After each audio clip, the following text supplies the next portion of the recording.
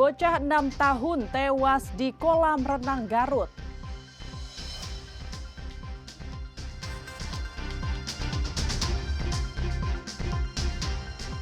Sidang korupsi CCTV Bandung Smart City kembali bergulir.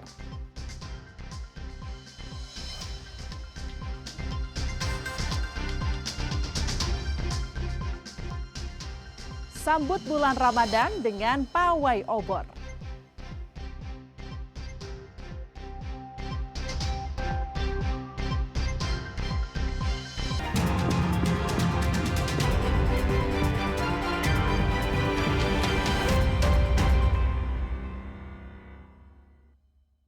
Selamat pagi saudara, selain ketiga informasi utama tadi, kami masih memiliki informasi menarik lainnya. Bersama saya Ninda Destiani akan menemani Anda dengan berita independen terpercaya.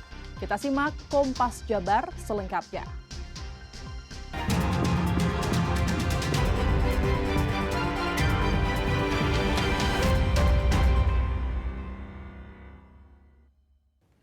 Jalur Provinsi Jawa Barat yang menghubungkan Kabupaten Cirebon dengan Kabupaten Indramayu terendam banjir. Intensitas hujan yang tinggi dan meluapnya Sungai Songket Jagapura juga mengenai areal persawahan.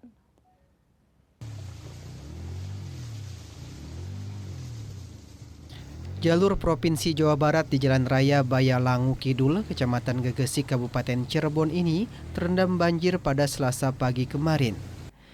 Ketinggian air mencapai 50 hingga 80 cm. Tak sedikit sepeda motor milik warga mogok hingga harus didorong. Hanifah, warga desa Bayalangu Kidul, terpaksa berjalan kaki sekitar 1 km. Hanifah turun dari motor yang dikendarai suaminya dan membawa cucunya. Dia berharap pemerintah yang baru dilantik segera memperbaiki hingga tidak ada lagi banjir. Jalan kaki jauh ini, Bu? Jauh, lumayan. Kenapa Ibu jalan kaki? Ya mau sekolah, antar sekolah cucu. Motornya mogok? Mogok tuh di depan. Jadi motor duluan, Iya. ibunya belakangan. Ya, Cucunya di mana? Itu, di depan. Panjang nggak sih, Bu? Panjang, lumayan. Mengganggu nggak, Bu, kalau begini, Bu? Mengganggu, sudah. Ya. Sugiyarto, Kepala Desa Bayalangu Kidul, menyebut banjir yang merendam jalur provinsi sepanjang sekitar 5 km, banjir juga merendam sekitar 100 hektar dengan ketinggian terdalam yaitu 1 meter. Provinsi. Untuk menuju wilayah Indramayu. Kabupaten Indramayu. Kendaraannya gimana Pak ini? Untuk sementara sih ya, Terganggu, padat ya? wilayah nggak terganggu. Banyak kendaraan yang macet, mogok, jalan, sehingga aktivitasnya terganggu. Pak, di jalur provinsi ini sejak kapan, Pak, banjir itu? Dari Kalau malam? dari dulu dia memang nggak begitu besar, cuman sekarang semakin gede karena kita belum bisa melakukan normalisasi di saluran bawah. Banjir ini disebabkan meluapnya Sungai Sigeranala pasca dilanda hujan deras yang mengguyur wilayah setempat sejak Senin petang hingga malam. Muhammad Zahir Romdon, Kompas TV, Cirebon, Jawa Barat.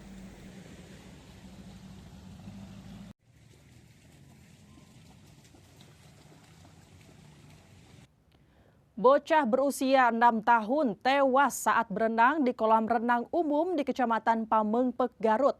Korban tewas lantaran tangannya tersangkut di lubang pembuangan air usai meluncur dari perosotan.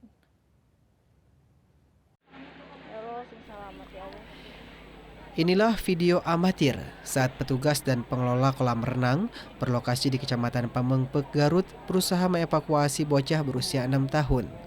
Tangannya tersangkut di lubang pembuangan air yang bermain bersama teman-temannya. Pengunjung kolam renang histeris mengetahui kejadian itu. Bahkan evakuasi korban berjalan dramatis.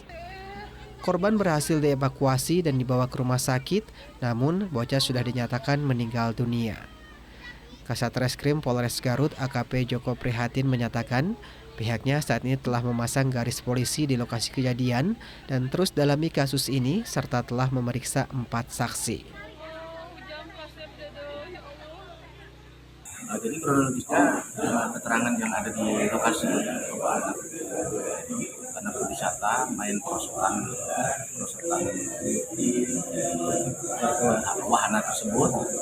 Tahunya kecebur dan tangannya masuk kesedot atau masuk ke pembuangan air, saluran pembuangan air. Dan kita sudah melakukan beberapa saksi untuk dilakukan pemeriksaan. Dan proses ini kejadian tersebut kita masih melakukan penyelidikan.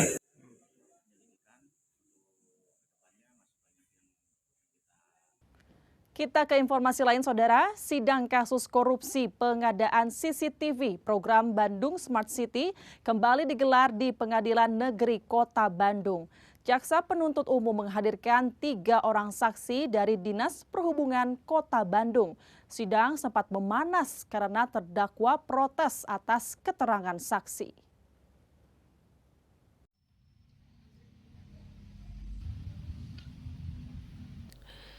Sidang lanjutan kasus korupsi pengadaan CCTV program Bandung Smart City kembali digelar Selasa pagi kemarin.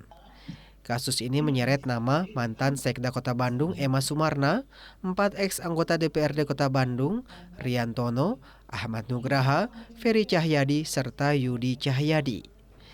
Sidang lanjutan ini, Jaksa Penuntut Umum KPK menghadirkan 3 orang saksi dari Dinas Perhubungan Kota Bandung. Di antaranya kasih lalu lintas jalan pada bidang lalu lintas, perlengkapan dan jalan, yakni Andre Fernando Sijabat. Kemudian Kasubag Program Roni Ahmad Kurnia dan kasih perlengkapan jalan Dimas Sodik Mikael. Saksi Andre Fernando Sijabat menyampaikan bahwa kasus pengadaan CCTV Bandung Smart City ini anggaran 5 miliar rupiah dari APBD Perubahan 2022 dari totalnya 47 miliar rupiah. Kuasa hukum Emma Sumarna, Rizky Rizgantara, membenarkan kliennya protes atas keterangan para saksi. Menurut Rizky, Emma hanya menjalankan tugas sebagai ketua Banggar. Ditambah nilai uang yang dituduhkan bukan keterkaitan dengan fee 25%. Sidang kasus korupsi pengadaan CCTV Bandung Smart City akan dilanjutkan kembali Selasa depan. Masih dengan agenda keterangan dari para saksi dari pemerintah Kota Bandung.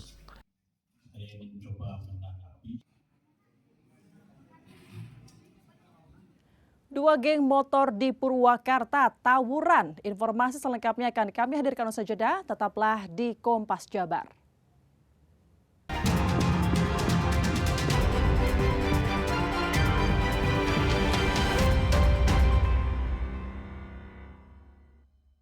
Kembali di Kompas Jabar, Saudara, 2 kelompok geng motor di Purwakarta tawuran menyebabkan 1 orang terluka. Polisi menangkap 12 orang geng motor dan menyita belasan senjata tajam.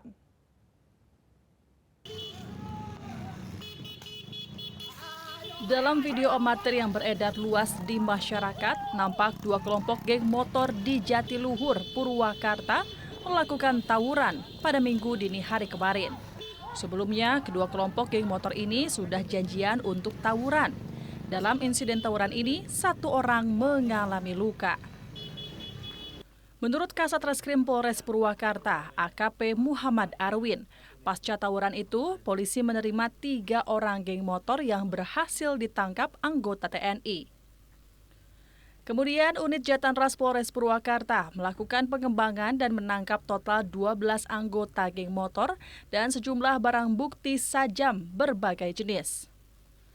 Setelah dilakukan pemeriksaan mendalam, 7 orang geng motor ditetapkan sebagai tersangka, 2 orang masih di bawah umur menjadi anak berkonflik dengan hukum atau ABH.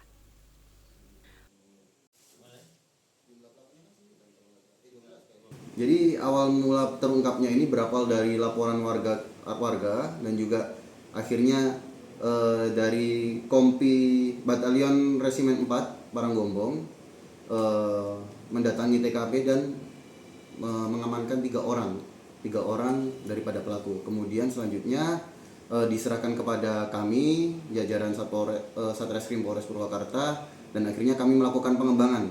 Setelah dilakukan pengembangan, akhirnya kami mengamankan 12 orang yang terlibat tawuran. Para tersangka dan ABH terancam hukuman maksimal 10 tahun penjara. Polisi masih mengejar anggota geng motor lainnya yang melarikan diri. Handri Rawan, Kompas TV, Purwakarta, Jawa Barat.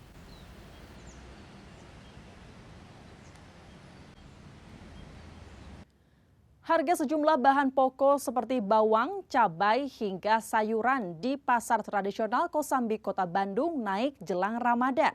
Kenaikan harga sudah terjadi sepekan lalu.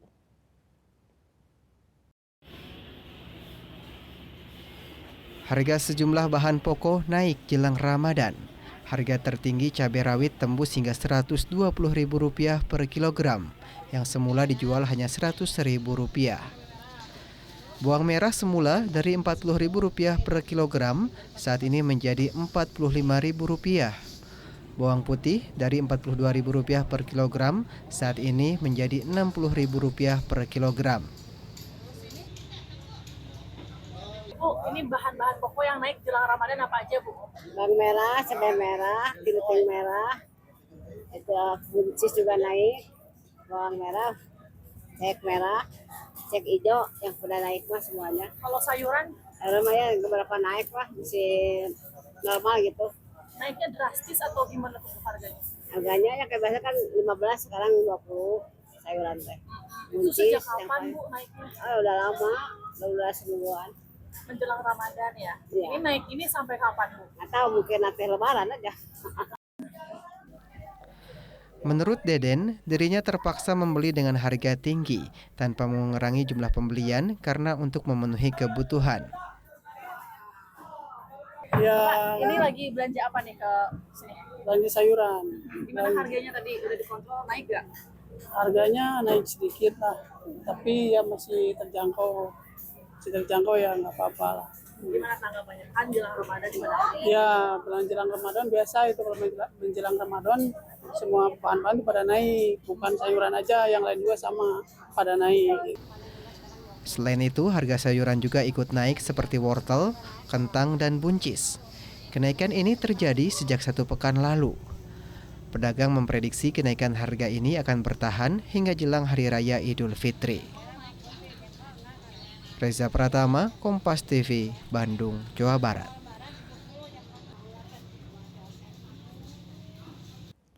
Kita ke informasi lain, Saudara. Menyambut bulan suci Ramadan 1446 Hijriah, pemerintah Kabupaten Indramayu menggelar pawai obor.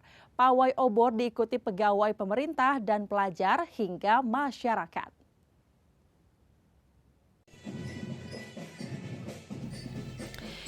Inilah kemeriahan pawai obor yang diikuti oleh pegawai pemerintah dan pelajar, DKM Masjid, serta masyarakat Kabupaten Indramayu. Pawai obor yang dimulai dari pendopo Bupati Kabupaten Indramayu hingga Gor Dharma Ayu dengan melintasi jalan protokol Kabupaten Indramayu. Peserta pawai obor membawa berbagai atribut seperti baliho, spanduk, hingga poster bernuansa religi. Wakil Bupati mengatakan kegiatan ini untuk menyambut bulan suci Ramadan 1446 Hijriah dan semoga membawa berkah bagi warga Kabupaten Indramayu.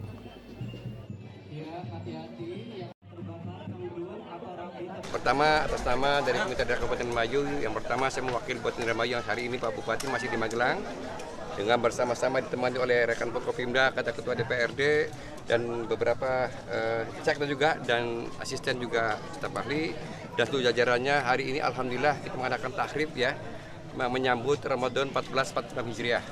Tentu semangat kita bersama-sama dalam rangka menyambut bulan Ramadan yang bulan yang suci ini, bulan yang kita idam-idamkan pada setiap tahunnya. Alhamdulillah dengan harapan dan semoga berkah buat Indramayu.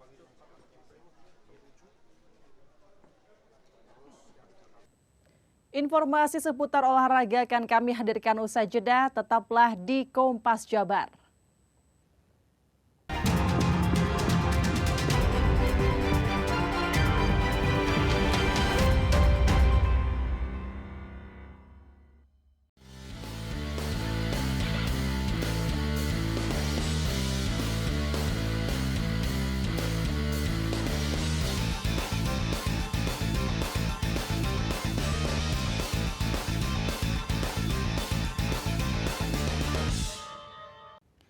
Meninggalnya pelatih serta mantan pemain belakang yang pernah mengisi timnas Indonesia mulai tahun 1997 hingga tahun 2004, Bejo Sugiantoro mengejutkan semua pihak. Bejo yang kini didapuk sebagai pelatih Deltras Sidoarjo dikenal sebagai sosok pemain dan juga pelatih yang dekat dan peduli dengan seluruh pemain.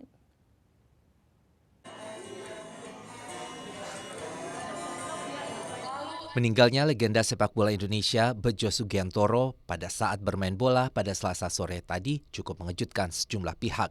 Ayah dari pemain belakang Persib Bandung, Rahmat Irianto ini dinyatakan meninggal dunia usai sempat menjalani perawatan intensif tim dokter rumah sakit. Sejumlah mantan pemain Persebaya seperti Mustaqim, Mursyid Effendi, manajemen Persebaya, mantan penjaga gawang Timnas Primavera, Kurnia Sandi, serta pemain yang pernah bermain di Persebaya dan kini tengah bermain di Deltras Sidoarjo, Randy Irawan, nampak turut mendatangi rumah duka Bejo Sugiantoro di kawasan Geluran, Kecamatan Sidoarjo. Para teman dan kerabat menyatakan terkejut dengan meninggalnya pemain yang lahir di Sidoarjo 47 tahun lalu ini. Salah satunya adalah Mustaqim yang pernah menjadi asisten pelatih di Persebaya bersama Bejo. Menurutnya, Bejo merupakan sosok pemain dan pelatih yang disiplin dan selalu peduli dengan tim. Bejo adalah pelatih yang humble, sederhana, tidak banyak omong, tapi bertanggung jawab dengan profesinya. Dan beliau merasa kehilangan juga dengan adanya Coach Bejo. Yang pertama, beliau adalah pemain, sebagai pemain legenda. Yang kedua, sebagai pelatih, dia juga bisa berkomunikasi dengan pemain-pemain, terutama pemain lokal. Dan kadang-kadang juga sekamar dengan saya, banyak diskusi soal agama. Dan dia merasa kehilangan dengan Bejo. Tak hanya Mustaqim, mantan pemain Persebaya dan juga pemain Deltras Sidoarjo yang pernah diasuh oleh Bejo di dua klub tersebut menyatakan keterkejutannya. Menurutnya selama menukangi Deltras pada musim ini, Bejo tampak sehat dan tidak pernah mengeluhkan tentang kesehatannya. Juga Bejo kental dengan Persebaya, dia legenda Persebaya juga. Tadi pertama dihubungi kita sempat kaget juga karena juga harus menghubungi keluarga dari istri dan Rian juga tadi. Jadi awalnya memang Deltras ya pertama kali untuk menangani sekolah di lapangan. Usai dimandikan, jenazah terlebih dahulu diinapkan di rumah duka. Almarhum Bejo Sugiantoro sendiri akan disolatkan di masjid terdekat dan akan segera dikebumikan di tempat pemakaman umum di Desa Geluran, Kecamatan Taman Sidoarjo pada hari Rabu. Jak Robi, Kompas TV, Sidoarjo, Jawa Timur.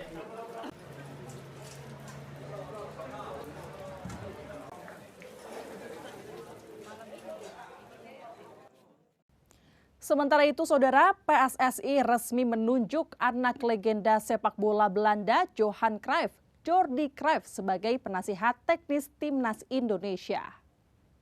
Upgrade daripada yang saya sampaikan sebelumnya, yaitu technical advisor untuk tim nasional kita, yaitu Saudara Jordi Cruijff yang terakhir memang menjabat sebagai sporting director di FC Barcelona yang terakhir tahun 2023. Nah, jadi ini juga saya sudah sampaikan ke Patrick Kluivert untuk bisa mulai berdiskusi, dan sepertinya sudah ada pertemuan antara Jordi Cruijff dan Patrick beberapa hari yang lalu. Saudara, dengan berakhirnya informasi tadi sekaligus mengakhiri Kompas Jabar episode hari ini. Saya Ninda Destiani beserta kru yang bertugas mengucapkan terima kasih dan sampai jumpa.